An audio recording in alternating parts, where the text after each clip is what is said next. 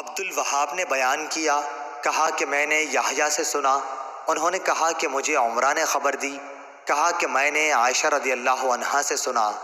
آپ نے کہا کہ جب نبی کریم صلی اللہ علیہ وسلم کو زید بن حارثہ، جعفر اور عبداللہ بن رواحہ رضی اللہ عنہم کی شہادت غزوہ موطا میں کی خبر ملی تو آپ صلی اللہ علیہ وسلم اس وقت اس طرح تشریف فرما تھے کہ غم کے آثار آپ کے چہرے پر ظاہر تھے۔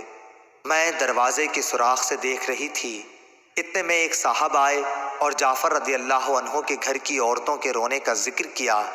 آپ صلی اللہ علیہ وسلم نے فرمایا کہ انہیں رونے سے منع کر دے۔ وہ گئے لیکن واپس آ کر کہا کہ وہ تو نہیں مانتی۔ آپ نے پھر فرمایا کہ انہیں منع کر دے۔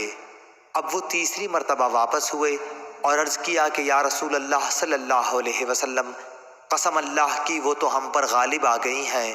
عمرہ نے کہا، حضرت عائشہ رضی اللہ عنہا کو یقین ہوا کہ ان کے اس کہنے پر رسول کریم نے فرمایا پھر ان کے منہ میں مٹی جھونک دے۔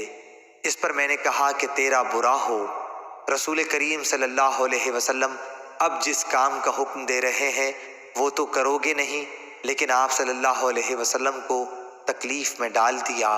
صحیح بخاری حدیث نمبر 1299۔